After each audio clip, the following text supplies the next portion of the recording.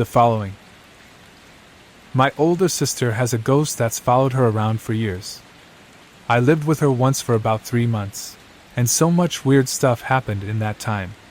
All my sister would say to me when I mentioned it was that her ghost didn't like me being there. Things like going to bed with everything locked up and switched off and waking up in the morning with the back door open, lights on and the kettle switched on. One night my sister and I were getting ready to go out, and I'd asked to borrow her liquid foundation. I used it and put it back where she kept her makeup. 10 minutes later she's asking me for it, and it was nowhere to be seen. She accused me of taking it and made me buy her a new one and refused to listen to my side of the story. About a year or so later, when she was packing to move to a new house, she found the makeup in a shoebox with some old letters. The shoebox was in a zipped-up suitcase that was underneath her bed. But probably the most scared I ever felt was one afternoon when I was the only one in the house, which never happened as 4 other people lived there. I'd arrived home from work and headed straight to the bathroom. All the doors/windows etc. were closed. I was standing in the bathroom and started squeezing a pimple on my chin when a female voice in the hall said, "Stop picking your zits!" It was loud enough and sounded real enough, and at the time I thought it was my sister. So I laughed, told her to fuck off, and asked what she was doing for dinner. No answer. I stuck my head out into the hall. No one there. I searched the house top to bottom, and there was no one home. I sat out on the front porch until someone else got home because I didn't want to be in there alone. The cell phone. A couple of months ago, my friend's cousin, a single mother, bought a new cell phone. After a long day of work, she came home, placed her phone on the counter, and went watch to TV.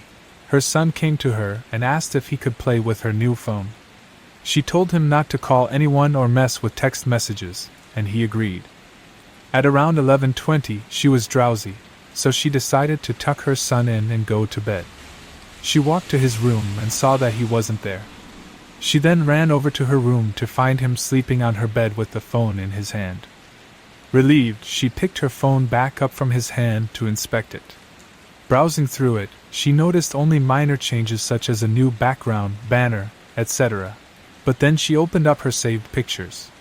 She began deleting the pictures he had taken, until only one new picture remained. When she first saw it, she was in disbelief. It was her son sleeping on her bed, but the picture was taken by someone else above him, and it showed the left half of an elderly woman's face. Ghost Bro. My house was built in 1904. It is a single-family home, wood frame setting on a concrete block foundation. I have been living here for about 12 years. Of all the weird things that my siblings and me have seen or heard in this house, this one event is my favorite. This happened to my brother.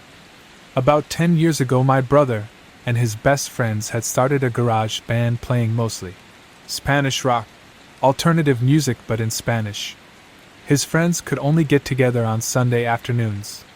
They would practice into the early evening, and they would usually call it quits by 8 p.m. This was the time I usually showed up and went to bed, 'cause I worked the graveyard shift. This happened in late fall, so the days were getting shorter. They had just finished a long session when the decision to head to someone else's house came about. My brother handed his car keys to his buddy so they could load up the equipment.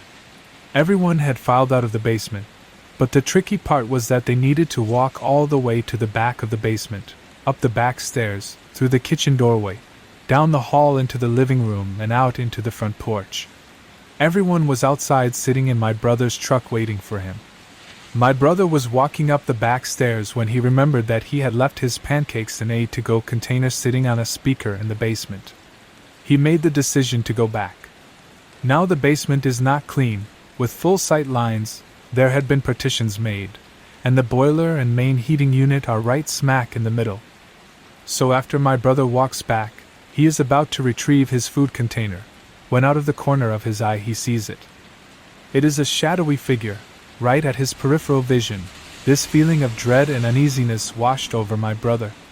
We had been taught that if you are in the presence of a spirit or ghost, and you felt a bad vibe, to say quick prayer or to cuss at it. My brother chose the latter. He basically just told it, Hey, fuck you. I don't have time for this shit. My brother started to walk to the back of the basement, and briskly up the stairs, closing doors and turning off lights as he was walking out. The last light switch is on the opposite side of the front door. Luckily, the door was open and the light from the street lamp was flooding the living room with its amber light. My brother said he felt something at his back, but at no point did he turn around. As he flicked the last switch, the living room went dark, as did rest of the house. As he stepped out, he pulled on the door, closing it behind him. Still holding his food container in one hand, he jogged down the few porch steps. He walked towards the front gate. Our house resides far from the main street, essentially having a large front yard but no rear garage. As he closed the gap between himself and his friend-laden truck, he kind of smiled and thought things over in his head, mad at himself for spooking out when there was no reason. He climbed into the driver's side of the truck, putting on his seat belt and getting ready to pull out of the parking spot directly in front of the house, when one of his friends asked, "Hey, wait, what about your brother? Isn't he coming with us?" My brother answered, "What do you mean? He went to work early tonight. He is already gone. Do you see his car anywhere?"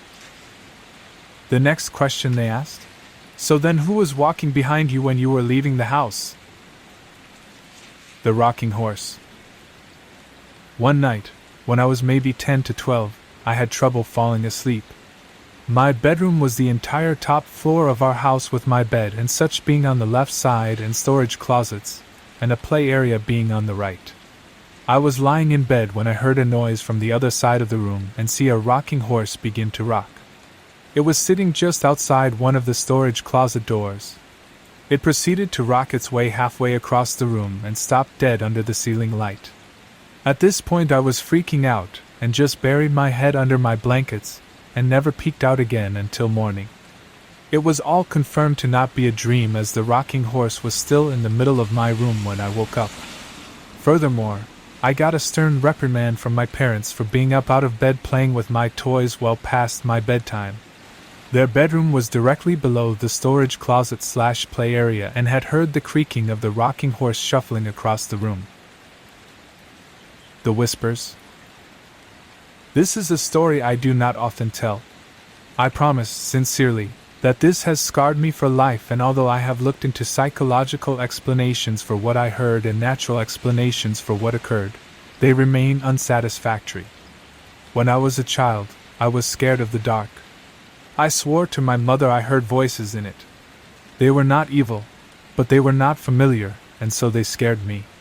It was not uncommon in the middle of the night for me to wake up and hear whispers, as I would call them when asking my mom. She figured they were just bumps in the night, and typical kids' nightmare material. I tried often to explain to her that it was more than that they sounded different from one another the way people's voices do. On some nights I would get so scared from these whispers that I would sleep in my mom's bed with her. It was an added bonus that the bathroom was directly outside of her bedroom door for my late-night tinkles. I should add at this point that when walking out into the hall to go to the bathroom, you look directly down the stairs that would lead you into my living room on the first floor, as my mom's bedroom was on the second floor. On one such night, around Christmas, I awoke and felt the need to relieve myself. I walked out from the door and distinctly heard the phrase, "Look!" And to my astonishment, a red light, almost like a spotlight, was cast upon the wall at the very bottom of the stairs. The light had no other source, it was by itself, and I was transfixed by it. Being a little kid, and it only being a few days from Christmas, I knew what this light was. It was Santa. How else could he get into my house to know I was being a good boy? I was so excited I began walking down the stairs to greet him, picking up my pace after the second step as it began to creep off the wall and fade into the darkness in my living room. That's when I heard him. A very strong masculine voice. Different from the first.